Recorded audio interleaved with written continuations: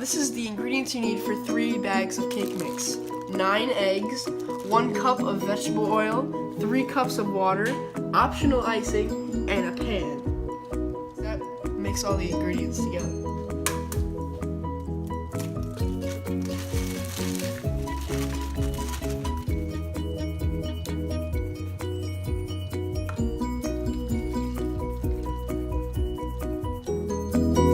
You're gonna want to blend this together in a low setting.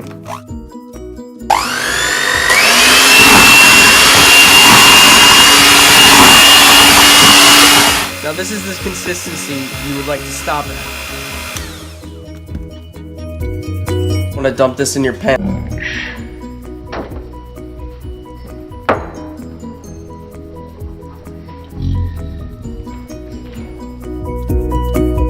Bake it in the oven for about 28 minutes at 350.